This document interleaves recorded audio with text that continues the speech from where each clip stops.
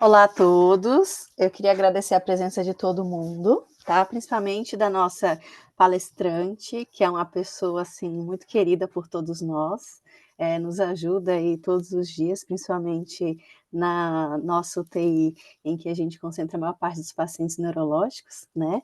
E ela vai dividir um pouquinho do vasto conhecimento que ela tem com a gente para que a gente melhore cada vez mais os nossos atendimentos, né?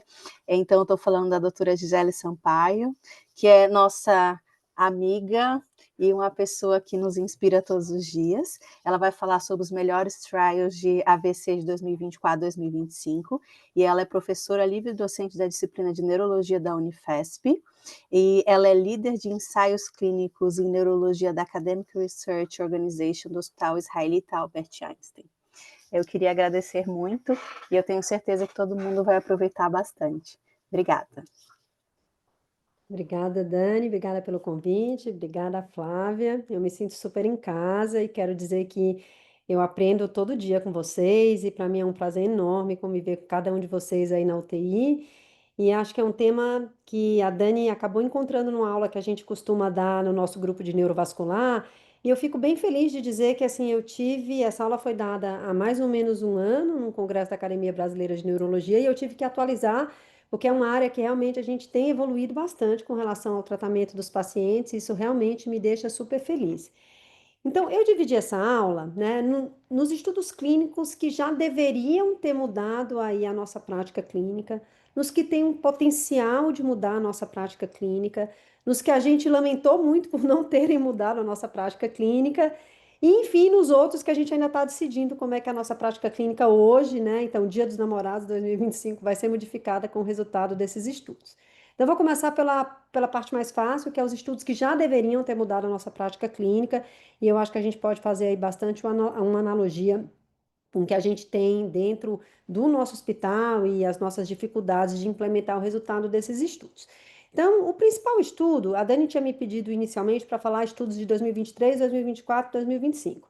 E eu falei para ela que ia ser muita coisa, eu ia tentar focar em 2024, 2025, mas parte desses estudos que avaliaram trombectomia mecânica em pacientes com infarto grande da artéria cerebral média foram de 2023. Dois foram de 2023 e a gente teve mais dois estudos em 2024 e comecinho de 2025. E eu trouxe para vocês, na verdade, já o que a gente chamou de colaboração magna, que foi uma análise desses estudos em conjunto, né? O primeiro deles foi um estudo feito no Japão, com cerca de 200 pacientes. O segundo, um estudo feito na China e o terceiro, um estudo norte-americano, que comparou fazer trombectomia mecânica, ou seja, abrir o vaso do paciente que tem um AVC de grande volume versus fazer o tratamento conservador. A gente sempre teve muito medo de fazer trombectomia nos pacientes com infartos grandes, pelo risco de sangramento, de edema, e os resultados desses estudos foram bem contundentes, tá? Então, eles foram todos positivos e a análise conjunta deles também, mostrando aí o benefício da trombectomia mecânica em pacientes com aquele aspects, que é a escala tomográfica que a gente usa para avaliar os pacientes abaixo de 6.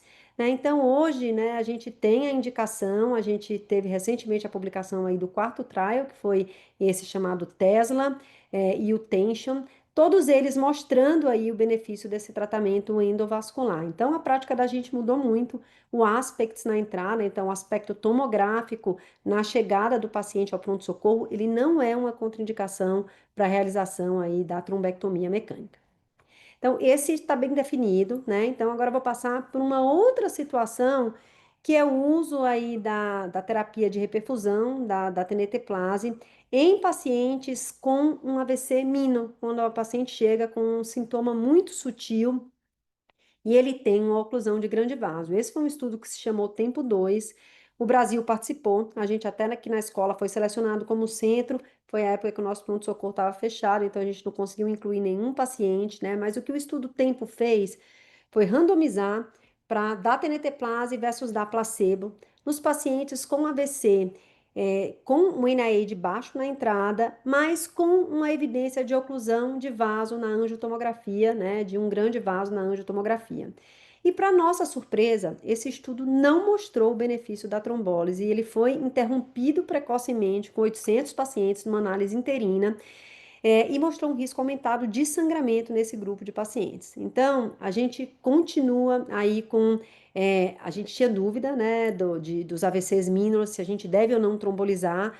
Então, esse é mais um estudo que se soma às evidências de quando o AVC é um AVC mínimo e a gente, na verdade, não tem um déficit incapacitante, então, porque às vezes a gente mede só pela escala do NIH, e a gente fala assim, é um AVC com NIH baixo. Mas se for um NIH baixo, o paciente tiver, por exemplo, uma paresia de mão, ou então uma afasia, mesmo com NIH baixo, a gente continua trombolizando. Mas para os pacientes em que a gente não tem um déficit incapacitante, por enquanto, o tratamento deve ser aí um tratamento aí conservador. Então, outra mudança que a gente teve recente e que a gente tem incorporado aí à nossa prática clínica. Uma dúvida que a gente tem com frequência na UTI é o momento da indicação do uso da anticoagulação oral num paciente que tem um AVC cardioembólico. Então, essa era uma dúvida que a gente costumava utilizar e tirar e fazer a nossa prática muito com base nos estudos observacionais, até que veio aí o primeiro estudo, que se chamou ELAM, que tirou essa dúvida da gente. A pergunta era a seguinte, né? Então, quando eu tenho um paciente com fibrilação atrial que teve um AVC isquêmico, em que momento eu posso reintroduzir ou introduzir o tratamento desse paciente com o anticoagulante oral direto? Né? Então, foi um estudo grande, com mais de 2.000 pacientes, né? 1.000 pacientes no tratamento precoce, 1.000 pacientes no tratamento que foi chamado de tardio.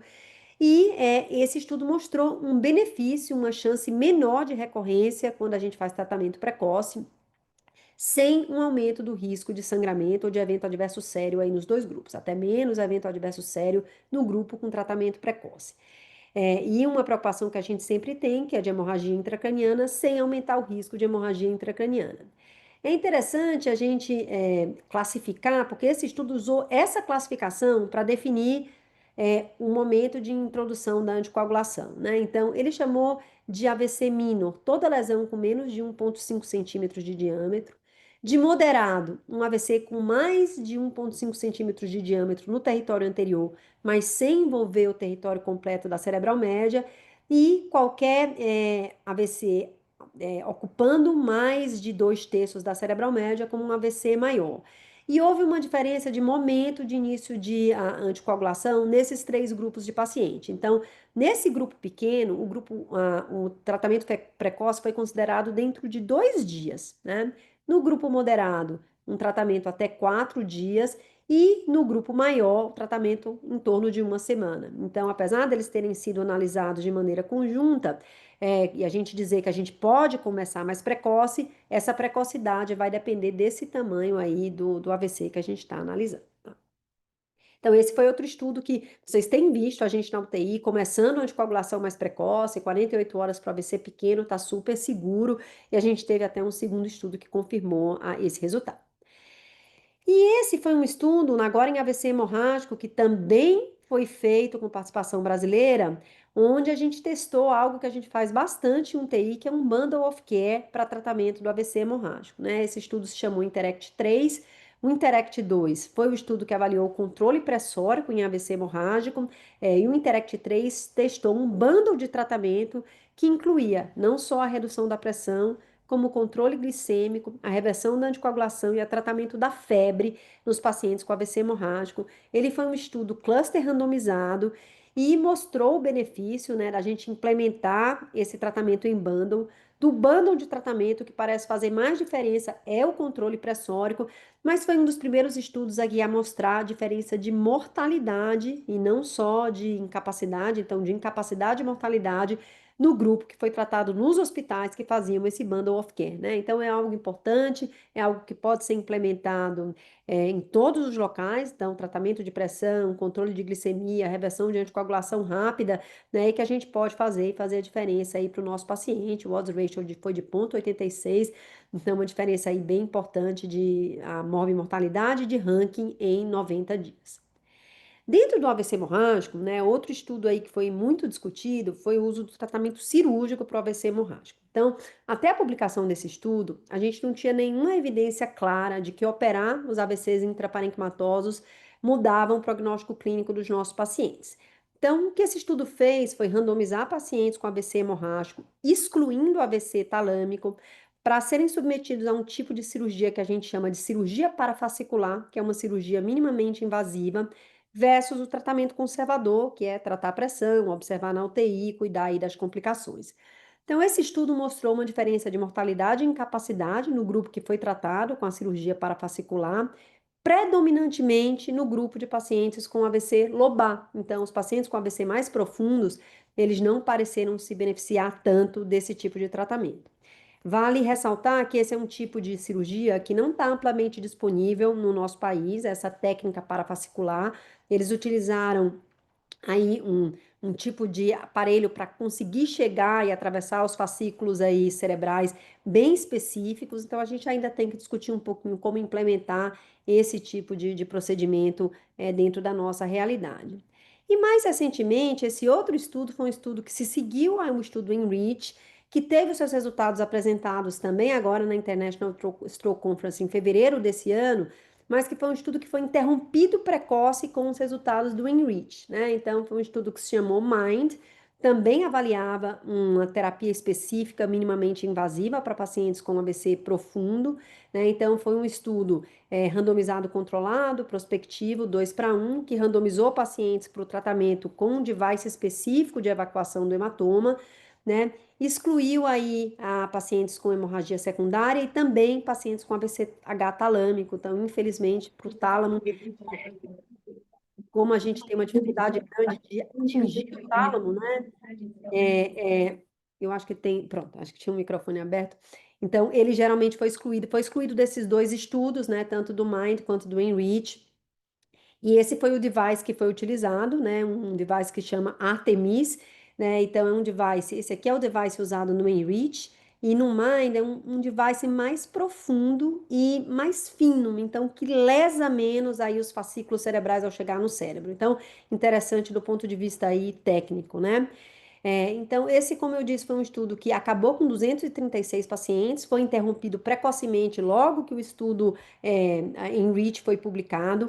Ele prosseguiu, incluindo alguns pacientes com hematoma profundo, porque no momento que o Enrich foi publicado, as pessoas começaram a querer mais operar os hematomas superficiais e corticais. Então, ele teve essa característica de incluir mais pacientes profundos do que o Enrich, né? Mas, infelizmente, foi um estudo que não conseguiu ter o poder para mostrar o resultado clínico que a gente queria, porque acabou só com 236 pacientes. Mas, de qualquer forma, do ponto de vista de performance, esse aparelho foi extremamente efetivo, conseguiu evacuar 80% dos hematomas intracranianos, com uma taxa de complicação cirúrgica muito pequena e com uma diferença de morbimortalidade, pelo menos nesse grupo de pacientes que foi avaliado, né? Então, a gente teve mais pacientes, menos pacientes no grupo que sofreu a intervenção, ficando incapacitados em longo prazo, sugerindo um benefício desse tratamento em conjunto aí com o Enrich, né? Então, talvez seja aí um estudo que venha, esses dois estudos em conjunto, a mudar a nossa prática clínica. A gente já tem visto aí muitos pacientes com hematomas mais superficiais sendo abordados. É importante frisar que a técnica de craniotomia que a gente fazia antes, ela não foi testada nesse estudo, né? Então, esse estudo foi um estudo de técnica minimamente invasiva. Então, que para a gente implementar esse resultado, a gente teria que ter acesso a esses devices de evacuação do hematoma. E por fim, em hemorragia, outro estudo aí que foi bastante discutido foi o estudo de reversão da anticoagulação nos pacientes que têm AVC hemorrágico utilizando os inibidores anti-10A. Chamou Anexa 1. Foi um estudo que incluiu pacientes com hemorragia intracraniana dentro das primeiras 6 horas do início dos sintomas e que tinham tomado aí o anti-10A nas últimas 15 horas da admissão ao hospital. Eles foram randomizados para receber um Andexanet alfa versus o tratamento usual. O desfecho primário desse estudo foi não ter uma expansão do hematoma associada a um desfecho conjunto de o paciente não piorar o NIH nas primeiras 12 horas e não precisar receber uma terapia de resgate em associado.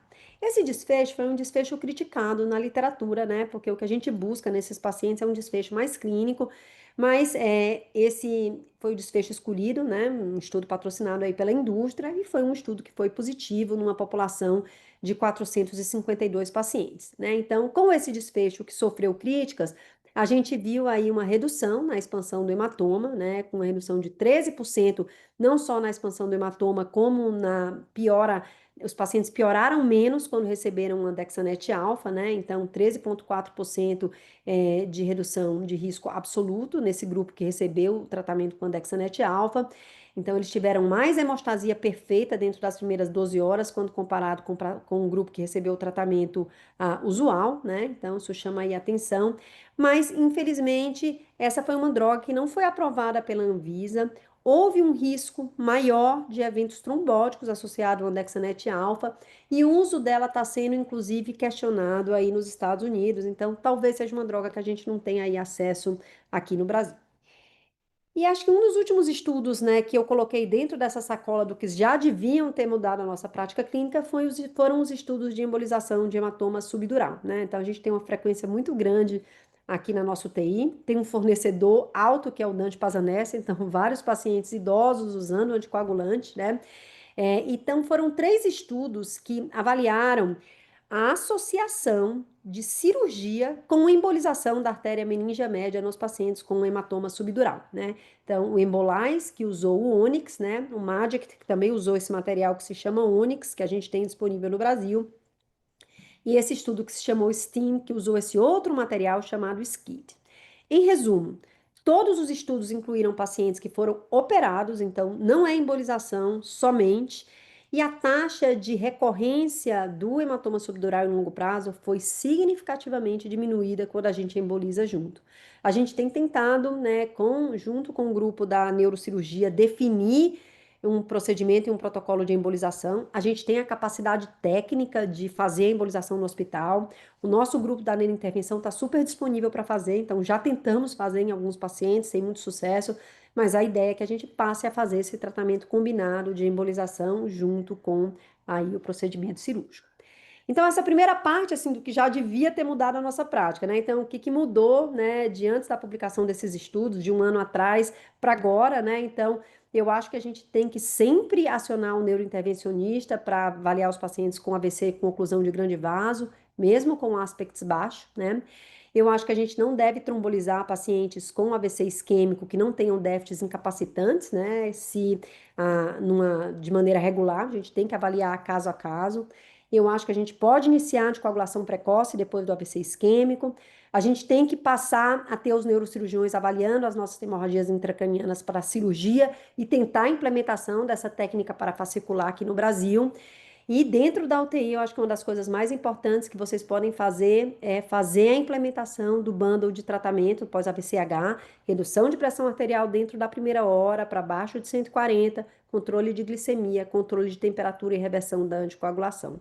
E por fim, a gente precisa definir aí quem são os pacientes que vão ser embolizados, porque a gente está deixando de dar um tratamento que hoje deve virar classe 1 de evidência, a diretriz ainda não mudou, mas certamente com 3 estudos positivos a gente vai indicar de maneira rotineira e eu tenho indicado fora aqui do Hospital São Paulo para todos os pacientes com hematoma subdural com resultados aí muito, muito satisfatórios, né? A próxima sacola de trial, Dani, eu coloquei assim, os trials que eu acho que vão mudar a nossa prática muito precocemente, mas que ainda não mudaram, né? Então, um deles é um trial também já mais antigo, final de 2023, começo de 2024, que é o estudo de não inferioridade da tenetoplase versus alteplase no AVC isquêmico. A gente tinha vários estudos sugerindo que a tenetoplase é um trombolítico mais prático de ser dado, porque é dado em bolos, né? E tão seguro quanto a alteplase, né? E aí esse foi o estudo, um estudo canadense, que realmente definiu aí a não inferioridade da alteplase quando comparado com a tenetoplase, a dose é de 0,25 miligramas por quilo, né? E a maior parte dos países no mundo já migrou para o uso da tenetoplase. A tenetoplase foi submetida já para... A gente tem tenetoplase no Brasil para uso no infarto agudo do miocárdio, né? Mas a gente ainda não tem aprovação da Anvisa para o uso no AVC isquêmico, né? A gente já fez uso, inclusive aqui na escola, na falta da alteplase, de tenetoplase, não, mas a gente espera essa substituição e eu acho que isso vai ser algo aí bem importante, porque a gente vai ter que elaborar protocolos, né, para evitar erro de dose, né? Então, a medicação que é infundida, a alteplase, enquanto a tenetoplase a gente dá em bolos. Então, a gente vai ter que ter bastante cuidado aí no uso dessa medicação. A outra novidade, que eu acho que também vai acabar entrando assim em vários países no mundo, é a gente usar a tenetoplase, que não é a tenetoplase original da Behringer. Então, a gente tem alguns estudos na China feita com essa medicação, que é um biosimilar, é um TNK biosimilar. E um deles foi um estudo bem interessante, porque se aplica muito à nossa prática clínica. A gente passa muito por essa realidade aqui no hospital, por não ter ainda a trombectomia de rotina para os nossos pacientes. Então, foi um estudo que randomizou pacientes, né? Então, dentro das primeiras, de 4 horas e meia até 24 horas do início dos sintomas, esses pacientes tinham que ter uma oclusão de grande vaso intracraniano, carótida, cerebral média proximal, um NIH entre 6 e 25. E esses pacientes, eles não podiam ter uma trombectomia planejada por falta de trombectomia, que é exatamente o que acontece no nosso país em muitas situações. Então, eles pegaram uma janela tardia. Nos pacientes que não iam ter acesso à trombectomia, né? A gente já sabe que a trombectomia funciona nesses pacientes, e que tinham um mismatch que a gente chama de um mismatch perfusão, então já tinha uma lesão, tinha tecido a ser salvo ainda, tinha uma lesão já bem definida na tomografia, mas uma área de hipoperfusão maior do que essa lesão bem definida, e randomizaram para receber alteplase versus placebo. Então, esse estudo foi altamente positivo, mostrou o benefício aí da TNT-plase nesse grupo de pacientes com oclusão de grande vaso, né? Então, mais pacientes que receberam a TNT-plase ficaram com um ranking de 0 a 1, ou seja, sem capacidade em longo prazo, de modo que eu acho que assim, esse estudo testa duas provas de conceito, né? Que a TNT-plase em pacientes com mismatch funciona depois das primeiras 4 horas e meia até 24 horas, e segundo, que talvez a gente tenha aí um biosimilar entrando, que eu acho que a gente quer que seja bom para o nosso paciente. Se é bom, se é seguro, né? Então, acho que meio que tanto faz quem está produzindo a medicação. E do ponto de vista de trombolítico, a gente teve esse outro estudo com um outro trombolítico que se chamou Reteplase, que se chama Reteplase. A Reteplase é um trombolítico que já está disponível em vários países, principalmente na América Central, né? Então, esse foi um estudo que comparou a Reteplase em dois bolos, ele é feito em dois bolos de 18 miligramas, versus a Alteplase, e conseguiu mostrar a não inferioridade desse trombolítico, que também é um trombolítico bem mais barato aí do que a alteplase. Então, quem sabe a gente vai ter teneteplase e pode ser que reteplase aí em breve, né, na nossa linha de tratamento do AVC agudo, né? Bom, esses são os que eu acho que vão mudar a nossa prática. Eu acho que a gente vai mudar para usar teneteplase, não tenha muita dúvida, e quem sabe a gente vai ter trombolíticos novos, né? E aí, a próxima sacola de trials, eu coloquei assim, os trials que podem ou não mudar a nossa prática clínica, a depender dos estudos de fase 3. E aí eu selecionei principalmente os estudos de fase 2 com os inibidores do fator 11, né? Então, a gente usa muito o inibidor de fator 10, né? Os anti-10A, para pacientes com fibrilação atrial, rivaroxabana, pixa, né? A edoxabana. E a gente tem no fator 11 um fator mais interessante do que o fator 10, porque a inibição do fator 11, ela praticamente não leva a sangramento. A gente sabe disso, né, porque existe um tipo de hemofilia, que é por deficiência de fator 11, e esses pacientes têm uma característica de não fazerem eventos trombóticos, eles não têm infarto, não têm AVC ao longo da vida, mas eles também não sangram como os pacientes que têm aí hemofilia C. Então, daí surgiu a droga. A gente tem várias drogas, não só uma, tentando bloquear o fator 11, né? E uma dessas drogas foi uma droga que a gente testou num estudo da qual a gente participou, ficou paciente aí na nossa UTI, né? Eu participei como líder nacional desse estudo, onde a gente avaliou o milvexian, nesses pacientes com AVC agudo, né? Então, esse foi um estudo fase 2, por isso que eu coloquei ele nessa sacola. A gente ainda não sabe se vai mudar a prática clínica, usou várias drogas aí do milvexian, várias doses do milvexian, em pacientes com AVC não lacunar, né? O paciente tinha que estar dentro de 48 horas do início dos sintomas e comparou com o nosso tratamento padrão, que é dupla antiagregação plaquetária, então AS mais clopidogrel. O desfecho primário desse estudo foi um desfecho combinado de recorrência de AVC mais a ocorrência de lesão assintomática na ressonância magnética. Esse desfecho foi um desfecho um pouco criticado, porque utilizava um desfecho substitutivo, que é a presença de alteração na neuroimagem. Para o desfecho primário, esse estudo, ele era um fase 2, ele queria ver segurança, e foi super seguro, conforme esperado, mas ele não mostrou nenhuma grande diferença entre os grupos. Mas quando a gente vai para a recorrência de AVC sintomático, né, então pareceu haver uma diminuição até a dose de 100 miligramas 2 vezes por dia. Né? Então, esse estudo foi para fase 3, essa droga está sendo aí avaliada no estudo fase 3, e quem sabe a gente vai ter outra medicação aí antitrombótica para usar na fase aguda do AVC. E a outra droga dessa mesma classe é uma droga que se chama Asundexian, que também está sendo testada em fase 3, da qual a gente fez parte do estudo, chamou Estudo Oceanic, ele fechou inclusão, mas a gente incluiu pacientes nesse estudo. Então, fase 2 desse estudo foi semelhante ao estudo do Milvexian, né? Randomizou pacientes aí para 3 doses diferentes do Asundexian. Também teve como desfecho principal a ocorrência de recorrência de AVC e a ocorrência de evento isquêmico na ressonância magnética. E mostrou uma diferença na recorrência de AVC, né? Então, os pacientes que receberam a Sundexia na dose de 50 miligramas tiveram aí um hazard ratio de 0,8 com relação à chance de recorrer a AVC em longo prazo. Então, isso é muito bom, gente, porque aumenta o nosso armamentário terapêutico. Talvez a gente saia do nosso velho e bom AS clopidogrel para tratar aí os nossos pacientes. E o último trial dessa sacola é um trial que eu acho que a gente tem que pensar bem. Eu tenho conversado bastante aí com o grupo da neurocirurgia e eu acho que a gente devia conversar dentro aqui da UTI, que foi o trial de dreno lombar nos pacientes com hemorragia aí subaracnoide, né? Então eu coloquei ele nessa sacola porque ele ainda não mudou a nossa prática, a gente não está colocando dreno lombar em todos os pacientes ainda. Foi um trial que teve uma série de críticas porque demorou muito aí a ser feito, mas dentro dos trials em hemorragia subaracnoide é um dos poucos trials que mudou o prognóstico clínico recentemente publicado, né? A gente tem pouca coisa que muda prognóstico clínico em hemorragia subaracnoide, fora a nimodipina e operar precoce o aneurisma, né, ou embolizar o aneurisma. Mas esse estudo que ele fez foi o seguinte, ele incluiu 287 pacientes, ele acrescentou o dreno lombar aos pacientes, os pacientes que tinham indicação de DVE, eles receberam a DVE, os que não tinham, não receberam, mas ele colocou o dreno lombar e quem foi randomizado para o dreno lombar. 140 pacientes no grupo dreno lombar, 143 pacientes no grupo tratamento usual, em UTIs aí bem especializadas, né? Então, no Canadá, na Suíça e na Alemanha. E o desfecho principal foi um desfecho funcional. E ele foi bem positivo para o desfecho funcional, tá? Então, teve aí uma diferença, um hazard ratio de 0,73 para o ranking em 6 meses desses pacientes, sugerindo aí o benefício e para os desfechos substitutivos, parece que diminuiu a frequência de isquemia cerebral tardia.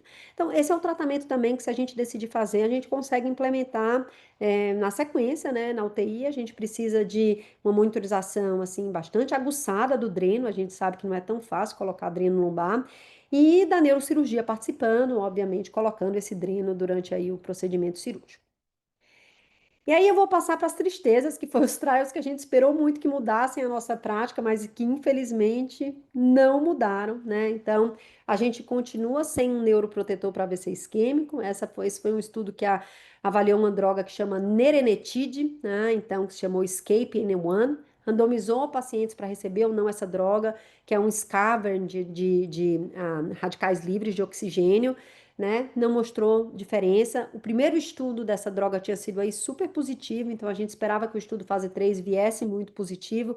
Eu acho que essa droga não vai ser mais estudada, ela também já foi estudada dentro do contexto de trombectomia mecânica, né? Então, com a recanalização do vaso, sem muito benefício. Então, eu acho que não vem muita coisa daí, é uma droga que os canadenses vêm estudando e vamos ficar de olho se vai ter aí ainda alguma aplicação aí para frente. E a outra, que foi outro estudo que eu liderei aqui no Brasil, que foi o estudo da gliburida, né? Então, a glibenclamida, a gente sabe que nos pacientes com AVC maligno de cerebral média, a gente tem aí nos primeiros minutos da instalação do déficit, um edema citotóxico, mas passadas 6 horas a gente pode evoluir com um edema vasogênico, né? Esse edema vasogênico, ele costuma piorar dentro das primeiras 72 horas. Esses pacientes são tratados com craniotomia descompressiva na maioria das vezes. A gente é um centro bem agressivo para craniotomia descompressiva. Eu fico até feliz, porque tem muitos centros que têm dificuldade de realizar aí o procedimento.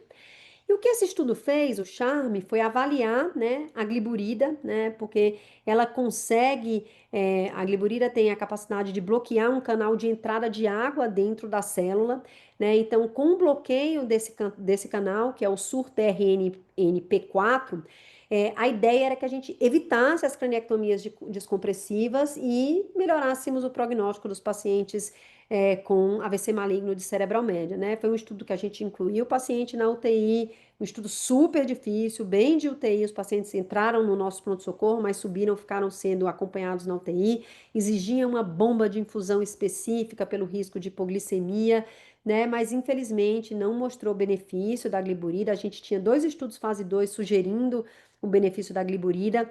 A crítica a esse estudo é que esse estudo parou precocemente por falta de financiamento. Era uma droga que tinha sido incorporada pela Biogen, a Biogen deixou de investir na medicação e a gente parou com 700 pacientes quando devia ter passado de 1.000. Então, mas nesse mesmo parando precocemente, a gente não viu muito sinal aí do benefício da droga, também não acho que é uma droga que vai ser utilizada de maneira rotineira. E mais recente, então, esse ano, a gente teve outra publicação que foi banho de água fria, que foi a trombectomia para os AVCs de médio vaso. Então, a gente já sabe que a trombectomia para AVC de grande vaso funciona até 24 horas do início dos sintomas, quando a gente tem a evidência de lesão de tecido salvável. Funciona para AVC large core, né? Então, a gente viu aqui naquela colaboração máquina que eu mostrei para vocês no começo. E aí, qual é a diferença do AVC de médio vaso? A diferença do AVC de médio vaso é que a gente está falando de segmentos mais distais, M2, M3, M4, né? Então, artéria cerebral anterior, A1, A2 ou P3, artéria cerebral posterior, é mais difícil chegar lá, gente. Então, o risco-benefício do procedimento começa, né, a ficar mais difícil de ser demonstrado, e esses pacientes têm AVCs mais leves, né? Porque a área que está aí acometida pela oclusão do médio vaso é sempre um pouquinho menor. Então, eu trouxe aqui para vocês algumas imagens, né, de oclusão de vaso distal, né? Então, cerebral média seria aqui, ó, o vaso está ocluído aqui. Para a gente falar em vaso distal, a gente está falando aqui, ó, M2 distal, A1, A2, vasos mais difíceis de chegar. Hoje a gente tem catéteres que conseguem chegar nesses vasos, né? Mas o risco-benefício desse procedimento precisava ser testado e foi testado em 3 estudos. A gente tem 2 já publicados no New England desse ano, né? Que não conseguiram demonstrar o benefício da trombectomia mecânica nesses pacientes. Esses estudos não incluíram é, M2 dominante, né? Então, quando a gente tem a bifurcação da cerebral média, a gente tem um vaso M2 muito grande, muito dominante. Normalmente, esse vaso funciona como uma oclusão de grande vaso, a gente abre o vaso. Mas quando é de M2 não dominante para frente, os estudos foram negativos com um aumento de risco aí de sangramento. Então, a gente precisa ver para onde é que a gente vai, ainda não está aí muito bem definido. E por último, eu coloquei aqui os estudos que a gente ainda está tentando decidir se vão modificar a nossa prática, né? Ou porque eles são muito precoces, ou porque a gente ainda precisa da interpretação deles. E um deles é o nosso estudo brasileiro, um estudo que se chamou aí Resilient Extend, que avaliou a trombectomia mecânica, né, na janela terapêutica estendida, então saindo daquelas 4 horas e meia, né? E o que a gente quis com o Resilient foi justamente não precisar da tomografia de perfusão, que a gente sabe que não está aí tão disponível nos nossos hospitais SUS, né? Então, o que a gente fez com o Resilient Extend foi randomizar pacientes entre 8 e 24 horas do início dos sintomas, adultos, né?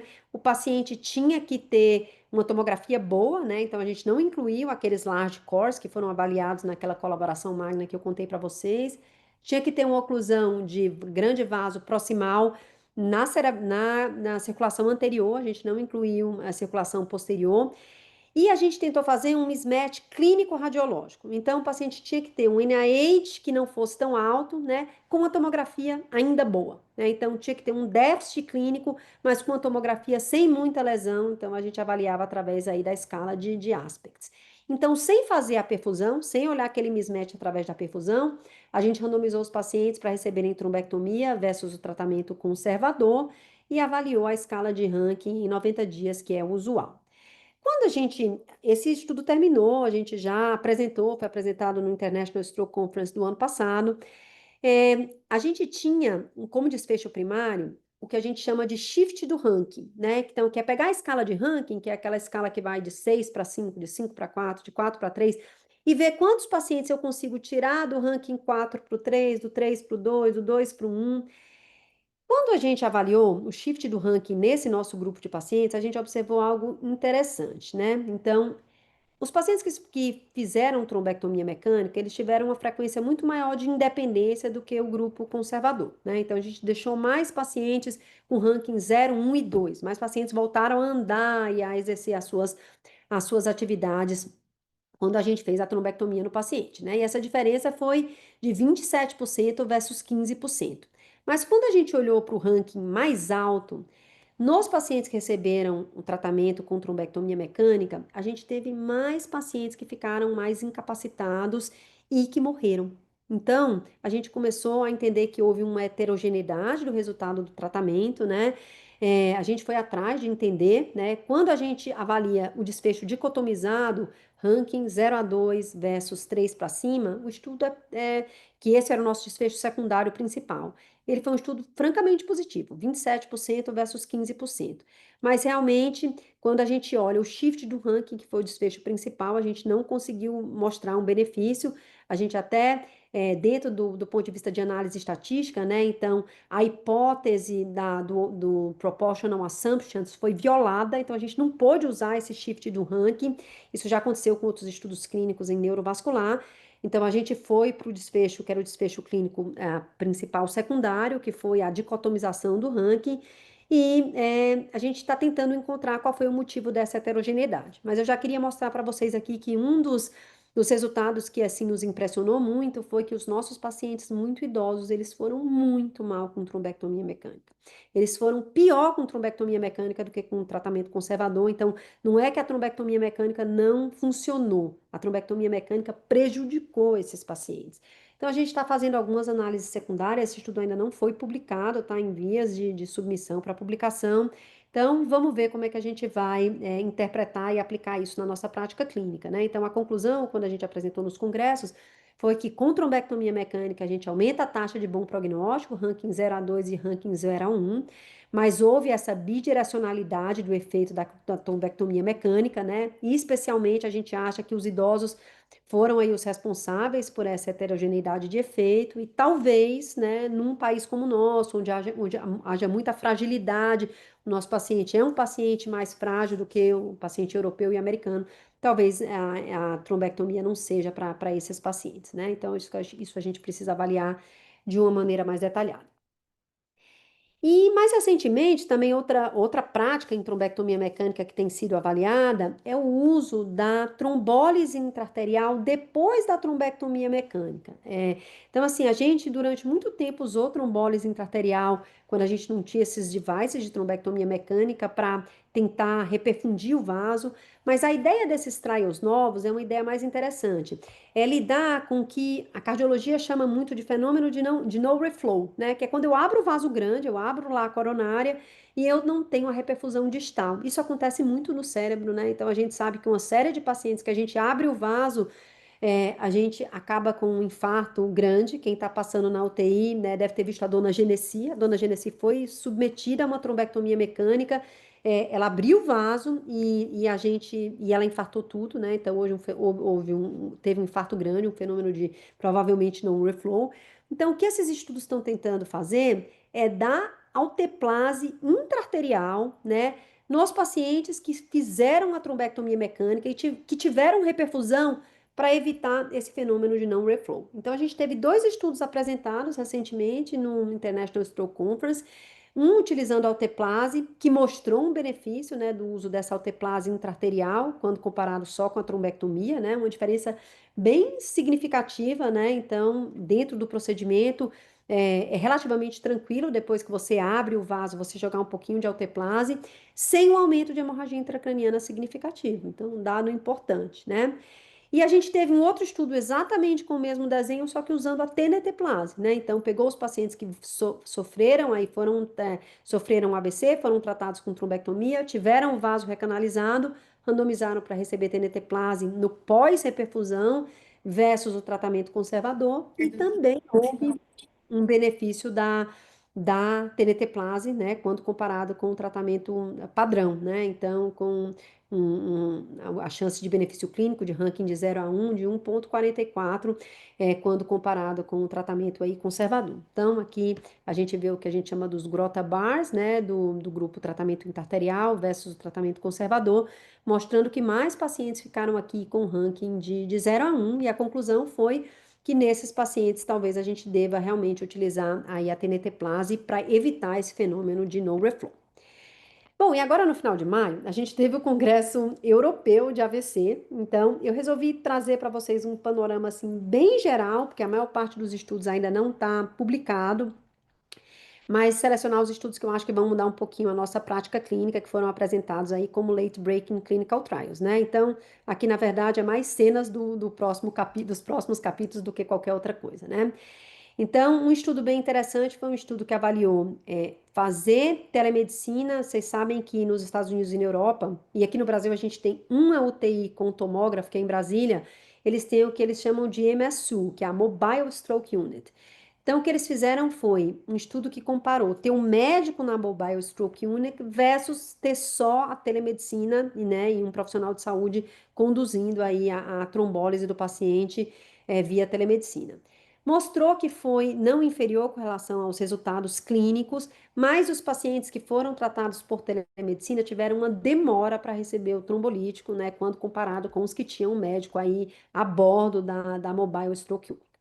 Outro estudo avaliou, né? Esse foi um estudo bem interessante pelo formato, né, de estudo clínico, né? Que foi um estudo de simulação, né? O que os estudos, um estudo in sílico, né? Então, ele foi um estudo utilizando dados de georreferenciamento para predizer onde é que a gente deveria colocar unidades de AVC nos Estados Unidos, principalmente nas áreas rurais. Então, ele não utilizou nenhum dado clínico de paciente, foi um estudo 100% in sílico, então, que do ponto de vista assim, de geração de dado é algo aí bem interessante. Passando para a fase aguda, a gente teve em trombólise um estudo de trombólise para paciente com oclusão da artéria central da retina, que foi negativo. A gente teve um estudo bem semelhante a um estudo que a gente está fazendo agora, até o estudo que a dona Genesi foi incluída, que a gente está comparando dentro da janela terapêutica de até 4 horas e meia, da tenetoplase versus levar o paciente direto para a trombectomia mecânica. E esse foi um estudo chinês, eu não sei, acho que em UTI talvez tenha acontecido um pouquinho, esteja acontecendo um pouquinho isso. Então, em neurologia vascular, a gente está vendo uma invasão de estudos chineses bem feitos, trazendo dados importantes aqui.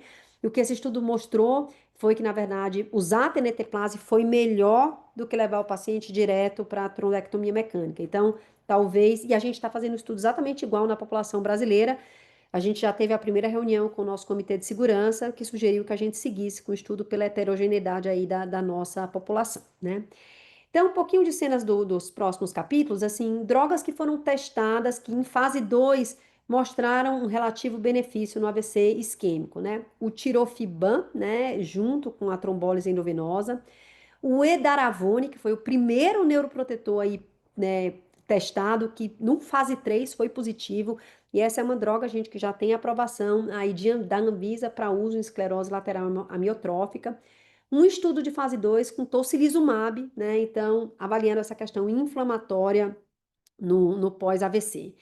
E a gente ainda viu algumas subanálises dos estudos de oclusão de médio vaso, né? Então, agora eles estão tentando encontrar o nicho. Será que para oclusão de médio vaso, né? Então, se a gente for muito rápido, se a gente conseguir recanalizar, então, duas subanálises mostrando benefício quando o tratamento é feito muito precoce e quando a gente consegue recanalizar completamente esse vaso. Essa parte do slide eu não vou discutir com você, que é prevenção secundária, acho que sai um pouquinho aí do nosso foco dentro da UTI, né? Mas dos estudos apresentados agora no European Stroke Conference, a gente teve esse Bridge TNK, que foi esse que eu contei que é igualzinho ao nosso Resilient Direct TNK, que comparou tenetoplase versus levar o paciente direto para a trombectomia mecânica, né? Foram 400 pacientes, mostrou o benefício da tenetoplase. A gente teve esse TEN-CROWS, que foi o uso da tenetoplase para a oclusão da artéria central da retina, que foi um estudo aí negativo. A gente teve um estudo tentando individualizar o nível pressórico de pressão arterial durante o procedimento de trombectomia mecânica e nas primeiras 24 horas, que não mostrou nenhuma diferença, então a gente continua utilizando aquele nível de fez a trombectomia mecânica, deixa a pressão abaixo de 180. E aí aqueles estudos, né, que são para o futuro, né, talvez o uso do tocilizumab, a gente teve também estudo com colchicina, que talvez venham a mudar a nossa prática clínica mais para frente, mas aí não no momento, né? E as subanálises dos estudos de oclusão de médio vaso, mostrando que há alguns subgrupos de pacientes que parecem se beneficiar, mas a gente, por enquanto, não está fazendo, né, trombectomia para pacientes com oclusão de médio vaso. Então, queria agradecer de novo, né? Então, foi uma corrida contra o tempo falar aí em uma hora de todos esses trials que foram publicados, mas por outro lado, a gente fica super feliz de que é uma ciência que tem mudado muito. Eu acho que a gente tem conseguido beneficiar mais e mais pacientes. A dificuldade é a gente implementar na prática clínica, né? Tudo isso que está acontecendo e levar para a beira do leito do nosso paciente aqui no UTI, tá? Obrigada, Dani. Obrigada, Flávia, pelo convite. Fico à disposição aí para as perguntas. Obrigada, doutora. Foi muito boa a aula. A gente aprendeu demais. A gente tem uma primeira pergunta aqui da Adriele, é que quando você estava falando, a internet dela falhou, então ela queria que repetisse. Se você pudesse só repetir a parte dos estudos de trombose de artéria cerebral da retina. Foram negativos, Adriele, infelizmente. Então, a gente já tinha tido um com alteplase e agora teve um com TNK. Esse foi um estudo super difícil, porque teve que envolver oftalmo na fase aguda, mas não mostrou benefício. Então, o tratamento sugerido é antiplaquetário mesmo só, tá? Não trombolizamos esses pacientes. Apesar de fazer sentido trombolizar, mas os estudos não mostraram benefício. Ela perguntou se é para todo mundo. Para todo mundo, quarteira é bom. A gente tem dois estudos Uhum. grandes, eu acho que vai virar a classe 1 de evidência não fazer, né, para oclusão da artéria central da retina, né? Eu não faria com base nesses estudos hoje. Tá. Eu tenho alguns questionamentos em relação aos estudos que você trouxe, só para entender um pouquinho melhor nele. Quando você falou do tempo 2, do tenecteplase versus placebo, né, que ele não trouxe benefício, talvez, assim, por causa de um aumento do risco de eventos adversos e tudo mais, mas, teve alguma subanálise para paciente, por exemplo, com afasia ou algo do tipo, em que a gente poderia, sei lá, extrapolar e usar? Olha, Dani, Pensando em qualidade de vida. claro, não. Acho que é uma pergunta super importante, porque é o seguinte: esses estudos não incluíram afasia. Então, o critério de inclusão era AVC minor, então NIH menor do que 5, sem déficit incapacitante. Então, fosse um NIH de 2, mas fosse afasia, né? Então todo mundo concorda que a afasia é um déficit extremamente incapacitante. Tem gente na vida que a gente preferia que não continuasse falando, né? Mas, no geral, é um déficit incapacitante, então a gente Uhum, tromboliza. Então, é paresia de perna, né? entendi. NIH de 2, mas não vai andar se a gente não trombolizar. Esse nem entrou no estudo. Esse porque não considerou que se tinha, assim, equipoise para realmente para incluir o paciente nessa de clínica. Então é bom só para deixar isso claro, né, porque às vezes as pessoas elas E, não percebem isso e talvez coloque todo mundo no mesmo pacote e acabem tirando o benefício de outras pessoas que podem ter aí com qualidade de vida, né. Eu outra mensagem uhum, pode falar, importante pode falar. que a gente tem visto, assim, né, de interpretação talvez meio errônea, é nessas oclusões de grande vaso quando é M2 dominante, né? Então, acho que tem que ficar bem Uhum. claro. M2 dominante, tem que fazer, né? Tem que fazer a trombectomia. A Fernanda mandou uma pergunta aqui, no estudo de anticoagulação precoce pós-AVCI, qual anticoagulante foi usado? E caso tenha sido usado diferentes tipos, se teve alguma comparação entre eles? Qualquer um anticoagulante indicado pelo médico que estava assistindo o paciente. Porque em neurologia, o anticoagulante mais usado é a pixabana, né? Então, se eu não me engano, 60 a 70% dos pacientes receberam a pixabana. E eu não vi nenhuma subanálise com base na medicação. Posso até procurar se já teve, mas até a época que foi publicado, não. Eu tenho uma outra dúvida, eu tenho muitas dúvidas. Eu tenho e se ninguém fizer, eu vou continuar fazendo minhas perguntas, hein. Se alguém quiser falar, pode abrir o microfone, pode mandar no chat. O Flavinho quer falar. Flavinho, antes de você falar, é só porque está no mesmo contexto, da pergunta da Fernanda, no estudo ELAN, teoricamente, ele é um estudo que foi desenhado para pacientes com FA, em que você volta de uma forma mais precoce do que a gente faria habitualmente o anticoagulante. Eu posso extrapolar isso para qualquer paciente que usa anticoagulante por qualquer razão? Ou você se sentiria desconfortável? A gente tem usado, né? Então, estou só falando da dona Genesi, não estou quebrando a confidencialidade, porque não estou falando sobrenome, é só porque todo mundo que está aqui na UTI talvez já tenha visto. Uhum, Mas ela, por exemplo, ela teve um TEP, né? E a gente precisou anticoagular e anticoagulou. A gente usou aí, porque pelo menos o dado de segurança a gente tinha, né? Mas eu concordo com você que não é exatamente o mesmo doente. Outra crítica importante ao ELAM é uhum. os pacientes com NIAID muito baixo. Então, esses pacientes muito graves, apesar dele ter aquele critério do AVC maior, a média de NIAID era 4, 5, né? Então, teve um outro estudo que chamou Optimus, que incluiu pacientes com NIAID um pouquinho mais alto, que também mostrou segurança. Então, a gente tem usado. Chefe, Flávio, vocês querem falar? Flávia falar primeiro. Oi, Gisele, boa noite. Excelente apresentação. E é impressionante também, né? Você mesmo já colocou a evolução dos estudos nos últimos anos, né? Então, assim, com esse número cada vez maior de estudos, o que que você enxerga daqui a algum tempo? Digamos assim, daqui a 10 anos. A gente vai evoluir mais no pré-hospitalar, a gente vai evoluir mais na questão de reperfusão, seja química ou mecânica, ou tem espaço, assim, algo do tipo tocilizumab? O que que você imagina que a gente ainda tem de espaço para crescer, para evoluir nesse sentido? Poxa, Flávio, eu espero que em 10 anos vocês não assistam essa minha aula gravada no YouTube e digam que eu estava totalmente errada. Mas o que que eu acho? Eu acho que a gente vai evoluir com terapia farmacológica, sinceramente. Eu acho que trombectomia talvez a gente ache assim um absurdo a gente, né, entrar lá com um catéter ou abrir a cabeça do paciente para fazer uma craniotomia compressiva. Eu acho que as drogas vão ficar melhores, a gente vai ter mais reperfusão, talvez mais seguras. E é muito legal ver essa neuroproteção voltando, porque a gente tentou várias drogas, mas eu acho que teve um erro fundamental nos estudos de neuroproteção, é que a gente usava neuroproteção sem reperfundir o paciente. Então agora a gente está revisitando esse contexto da neuroproteção, né, reperfundindo. Então, esse estudo do Edaravone, assim, a gente fica até meio emocionado, dizer, o primeiro estudo de neuroproteção positivo, né, com uma droga que de novo, teve a crítica que foi 100% na China, então deve ocorrer a replicação desse estudo aí aqui no mundo ocidental, mas eu acho que vai ser uma combinação de droga com neuroproteção, anti-inflamatório, assim que eu acho que vai migrar, né? Chefe?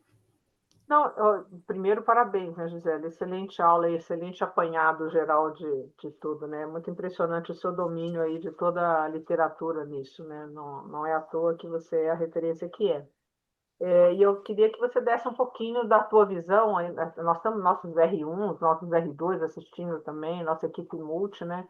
Então, eu queria uma visão mais holística e filosófica sua sobre como é que é isso no cenário real, sabe, Gisele? Aqui no Hospital São Paulo, no CROSS, nas UPAs.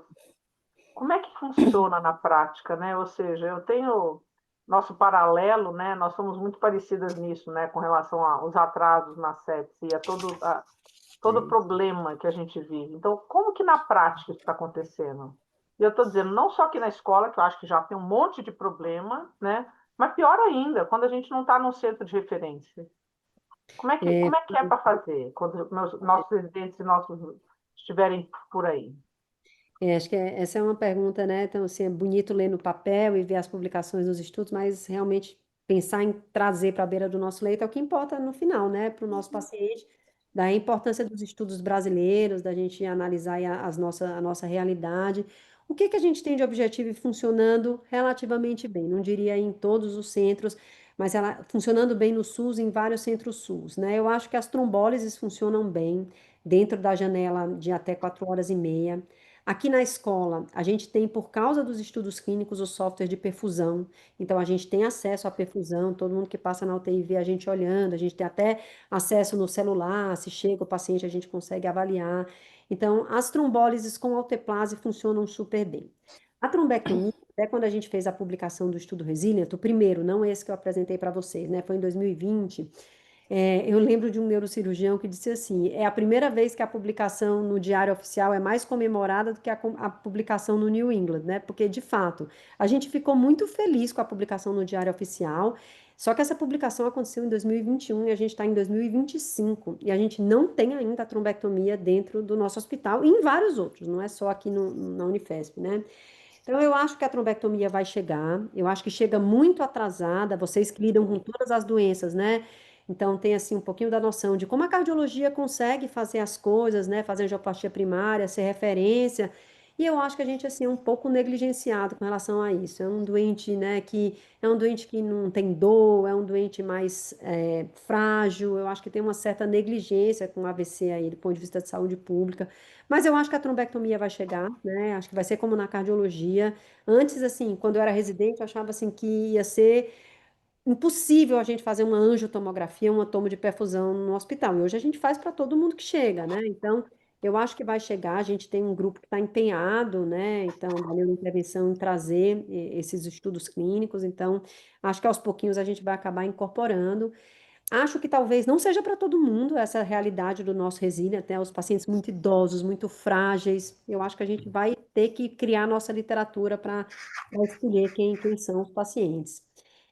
E, assim, do ponto de vista de outras drogas, talvez a gente tenha aí uns neuroprotetores chegando, né, dentro da realidade aí no futuro, mas ainda não é a nossa realidade. Mas a gente tem bastante coisa que eu acho assim, Flávia, se a gente fizer bem feito, a gente já tem como incorporar, né? Coisas que são simples, que estão no SUS, né? Então, a trombólise, tratamento de bundle, né? O tratamento do AVCH.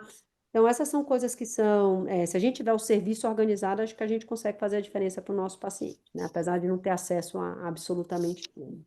Mas quem hoje no SUS, em São Paulo, que é a maior cidade do país, faz trombectomia, Gisele? Só o HC e em horário comercial. Quem tiver AVC das 19 às 7 da manhã não é Não tratado. tem. Então, Não, só HC de 7 às 19. 7 às 19. A gente Eu acho que tá. essa frase é muito importante, sabe, Gisele? Porque a gente vê a sua aula brilhante, as pessoas saem daqui com a cabeça um pouco achando que a gente faz trombectomia aqui no hospital, uma ou outra, né, Gi? Nos estudos e tudo mais. Então, é muito importante todo mundo entender o que que é a realidade, né? É HC de 7 às 19, trombectomia. E aí o que a Nos- gente o que a gente tem, né, Flávia, assim, tem sido assim um trabalho até bem incansável da Mara Amélia, né, que está como presidente da Sociedade de ABC.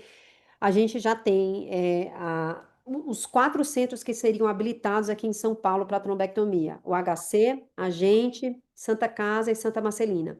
Santa Marcelina está habilitado e teoricamente já consegue receber pelo procedimento pelo SUS. Eles não começaram a fazer de maneira rotineira, mas vai ser um polo extremamente importante porque vai cobrir a Zona Leste inteira, né? Nós e a Santa Casa ainda estamos esperando a habilitação oficial do Ministério, a decisão da Jaquelina. A gente fez uma ou outra até fora do estudo, né? Então a Jaquelina pegou o material em consignação, ela é sempre muito disposta, mas a decisão dela foi que até a gente ter o material pago pelo SUS, a gente não vai fazer. Eu acho que ela está certa, assim, a gente não tem Uhum. como. E aí o que a gente tem feito é tentar encaminhar em horário comercial para o HC, né, para ver se consegue tratar o paciente. E a gente espera que em breve, né, então já tem um plano de contratação de mais 2 neurointervencionistas para ficarem com o Dácio cobrindo aí essa escala. Então eu acho que assim, o futuro, e deve ser um futuro próximo. Eu acho que dentro Eu desse acho ano também. consegue, eu também acho, a gente consegue essa habilitação, né? Tudo bem. Me mandaram uma pergunta aqui, tem a ver ainda com a trombose de artéria cerebral de retina, e só perguntaram se tem maior risco de AVC com a trombose de artéria cerebral de retina, e do que se der tipo dupla antiagregação. Perguntaram isso. Artéria central da retina, né? As artérias Isso, cerebrais. eu É, com relação- falei. é, teve um risco maior de sangramento, Dani. Teve um risco maior de sangramento do que e o comparador foi dupla antiagregação plaquetária, né? Acho que talvez sejam os neurologistas estão muito incomodados com o resultado desse estudo. A gente também ficou, mas já tinha tido um estudo negativo com alteplase, né? Então a gente achava, porque o mecanismo é super parecido com AVC, tem um trombo lá, por que que eu dissolvo o trombo e o paciente não melhora, né? Então, e os desfechos clínicos foram recuperação da visão, não é desfecho com escala de Rankin. Os oftalmos estavam envolvidos, e nesse último estudo, eles faziam até ultrassom de nervo óptico. Então, como a gente faz bainha? E eles conseguem detectar, a Marina, que está aqui assistindo a aula, ela deu uma aula para a gente super bonita. A gente consegue ver o dot sign, que é o trombo dentro da artéria central da retina, quando a gente faz ultrassom. Então, nesse estudo, tinha esse diagnóstico da presença do trombo. E mesmo assim, não funcionou. Doutora Gisele, a gente já está passando o horário, mas eu queria só fazer uma última pergunta, porque eu fiquei muito curiosa. Estou empolgada, estou empolgada. No Resiliente Extend, apesar de ele não ter sido positivo para o desfecho de shift de ranking, apesar de a gente ter acabado de falar que a trombectomia mecânica ela não é uma realidade em 90% dos centros de SUS, talvez seja completamente diferente nos hospitais particulares, né? Mas o que me deixou muito triste é porque eles são pacientes pragmáticos, né? Que chegam depois de janela, que você não tem tomografia com perfusão na maioria dos lugares, que tem que você consegue fazer avaliação mais palpável, né? Do que tipo um NIH não tão alto, uma TC boa e assim sucessivamente. Então, será que talvez fizesse sentido fazer novos estudos excluindo, sei lá, a população maior que 70 anos?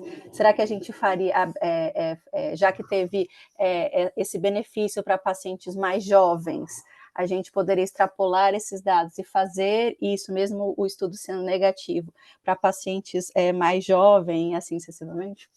Eu acho, Dani, eu acho que assim a gente vai esbarrar um pouquinho nessa questão se vai ser ético, né, fazer esse estudo, excluir, mas talvez para a nossa população seja isso, a gente fazer um subestudo. A gente deve publicar subestudo com base na idade. No nosso Resilience Mãe, né, o primeiro estudo, na janela terapêutica até 8 horas, os velhinhos já iam muito pior do que já tinham heterogeneidade de resultado do estudo com a idade. Então a gente já tinha um medo. E aí, quando foi para a janela estendida, eu acho que isso ficou muito claro, porque aí o procedimento, o que eu acho que aconteceu no Resilient original, a trombectomia talvez não tenha ajudado os idosos, mas não prejudicou. Mas na janela terapêutica, na janela estendida, levar um idoso para a trombectomia, sedar e tudo, foi ruim, né? Então, fez com que eles fossem pior do que os que não sofreram o procedimento. Então, eu acho que talvez um estudo com outros critérios seja aí uma saída. Bem, eu acho que era isso. Eu queria agradecer muito. Eu imagino que todo mundo quer sair para jantar. E eu estou aqui empolgada, enchendo a doutora Gisele de perguntas. Então eu vou liberar todo mundo. É que eu gosto muito desse assunto, a gente aprendeu demais. E depois eu tiro as minhas dúvidas pessoalmente. Tá bom? Muito obrigada, doutora. Obrigada, Muito Gisele, obrigada a foi todo mundo que ótimo. estava Eu aqui. agradeço, gente. Bom Dia dos Obrigada. Namorados. Para vocês também. Tchau. Tchau, boa noite para todos. Boa noite.